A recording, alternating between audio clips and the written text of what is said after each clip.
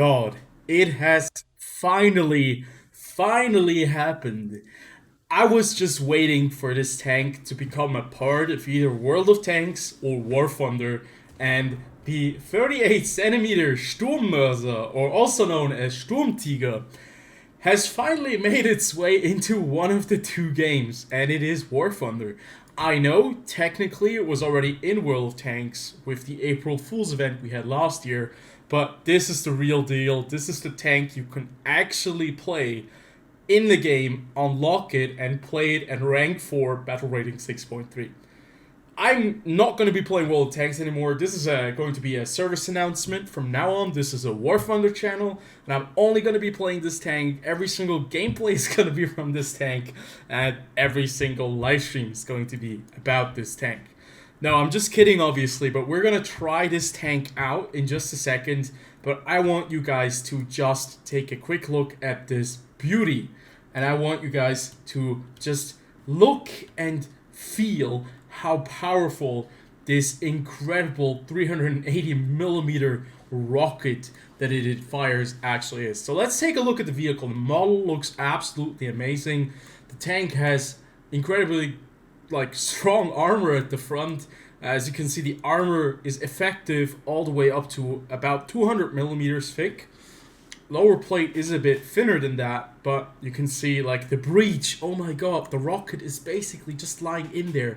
This is a really short barrel, no pun intended, but you can actually see the rocket is being wedged right in there, and we want to see the huge cannon breach. As you can see right here, it goes back. And look at how many rounds this loader and the other loader actually have in front of their face. I don't even know how they load this thing, but it must have some kind of crane inside of it. Oh no, I think they loaded it from the back. Am I right? No, I might be wrong. But yeah, shooting this thing must be a horrendous thing. It must have been a terrible way to actually, it's the reason why you clicked on this video, because we are going to be launching this grenade towards this T-26, and let's see what happens. I think I have to aim up a little bit. It would be quite embarrassing if I don't hit the target. But keep in mind, this rocket has a huge drop-off.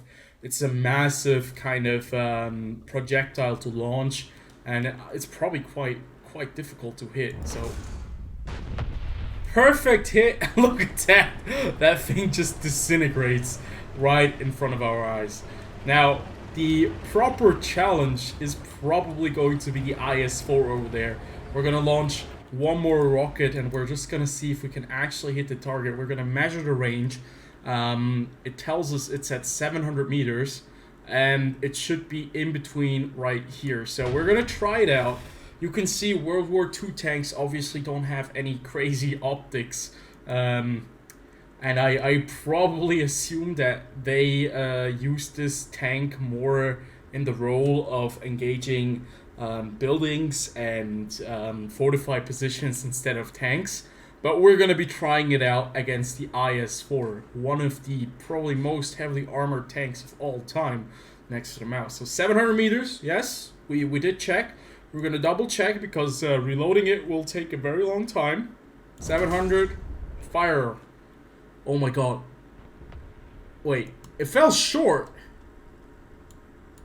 Fell short, so you know what, we're gonna add a couple more meters, but it was close. It was really close.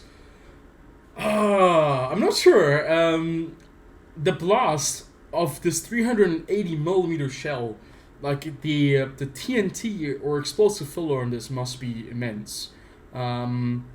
Explosive mass is 135 kilograms.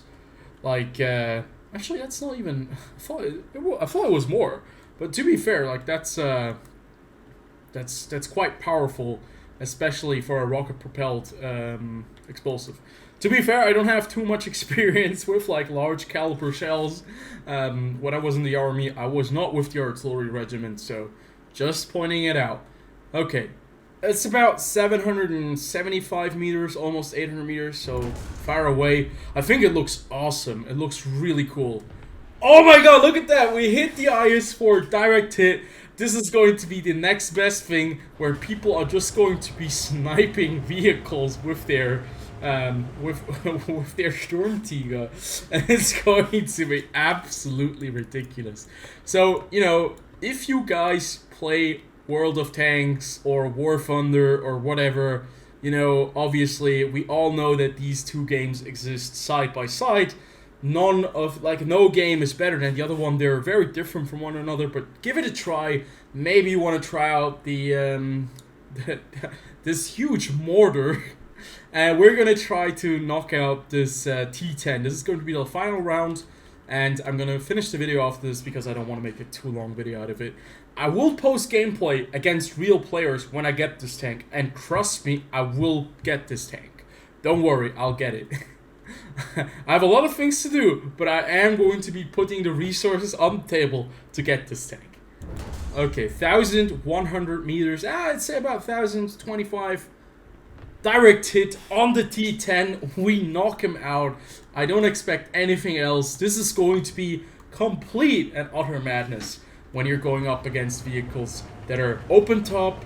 Even against higher tier opponents such as a Leopard 1 or 2, it's going to be hilarious to see people start killing all like kinds of high-ranking tanks with this vehicle. And just to finish this one off right here, because I think it's a pretty good way to end this video off.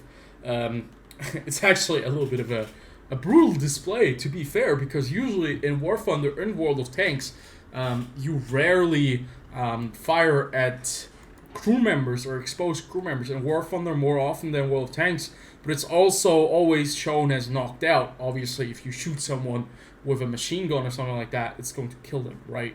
Nobody needs to talk about, but it's because of the rating. So let's see what happens.